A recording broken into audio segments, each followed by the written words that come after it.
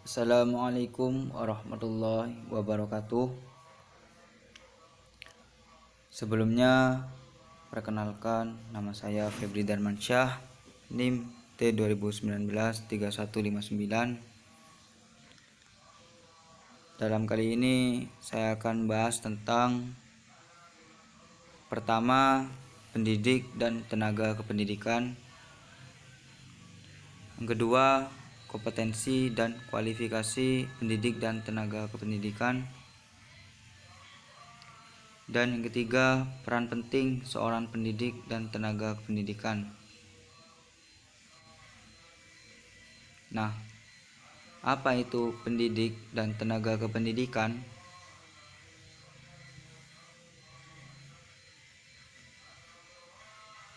Pengertian pendidik. Dari segi bahasa, pendidik adalah orang yang memberi pendidikan atau pengajar.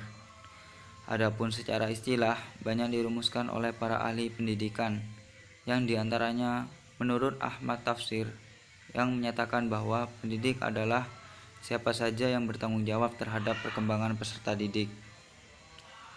Nah, dengan demikian, pendidik dapat dipahami sebagai orang yang bertanggung jawab terhadap upaya perkembangan jasmani dan rohani peserta didik agar mencapai tingkat kedewasaan sehingga mampu menunaikan tugas-tugas kemanusiaannya sesuai dengan nilai-nilai ajaran Islam.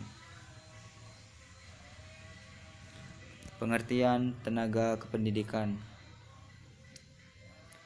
Tenaga kependidikan adalah anggota masyarakat yang mengabdikan diri dan diangkat untuk menunjang penyelenggaraan pendidikan. Yang termasuk ke dalam tenaga kependidikan adalah kepala satuan pendidikan, pendidik, dan tenaga kependidikan lainnya.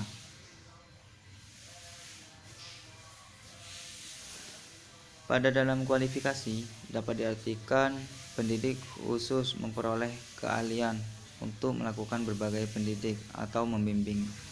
Dalam Undang-Undang Nomor 20 Tahun 2003 tentang Sistem Pendidikan Nasional, Bab 11 Pasal 42 dinyatakan bahwa pertama, pendidik harus memiliki kualifikasi minimum dan memiliki kemampuan untuk mewujudkan tujuan pendidikan nasional. Kedua, pendidik untuk pendidikan formal pada jenjang pendidikan usia dini, pendidikan dasar, pendidikan menengah, dan pendidikan tinggi dihasilkan oleh perguruan tinggi terakreditasi.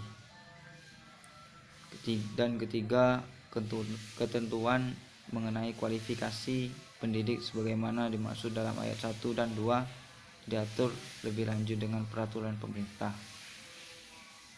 Nah, 4 kompetensi dasar yang harus dimiliki oleh seorang pendidik.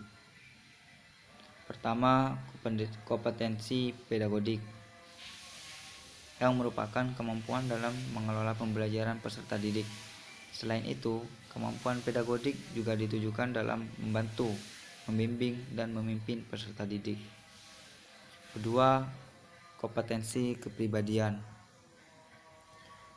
yang merupakan kompetensi berkaitan dengan perilaku pribadi guru itu sendiri yang kelak harus memiliki nilai-nilai luhur. Yang ketiga, kompetensi sosial yang merupakan kemampuan berkomunikasi secara efektif dengan peserta didik, sesama pendidik atau tenaga kependidikan lainnya, orang tua atau wali peserta didik, dan masyarakat sekitar. Dan yang keempat, kompetensi profesional yang merupakan kemampuan penguasaan materi pembelajaran secara luas dan mendalam yang memungkinkannya membimbing peserta didik memenuhi standar kompetensi yang ditetapkan dalam standar nasional pendidikan. Peran pendidik dan tenaga kependidikan.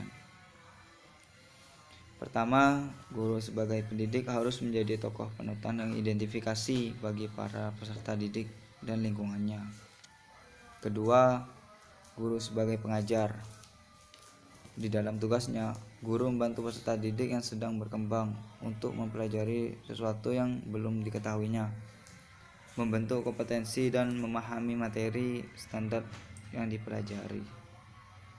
Ketiga, guru sebagai pembimbing dapat diibaratkan sebagai pembimbing pelajaran yang berdasarkan pengetahuan dan pengalamannya yang bertanggung jawab. Yang keempat, guru sebagai pengarah harus mengarahkan peserta didik, bahkan bagi orang tua. Yang kelima, guru sebagai pelatih. Di dalam proses pendidikan dan pembelajaran memerlukan latihan keterampilan, baik intelektual maupun motorik, sehingga menuntun guru untuk bertindak sebagai pelatih. Dan yang keenam, guru sebagai penilai. Penilaian atau evaluasi merupakan aspek pembelajaran yang paling kompleks serta mempunyai arti apabila berhubungan dengan konteks yang hampir tidak mungkin dapat dipisahkan dengan setiap segi penilaian. Terima kasih.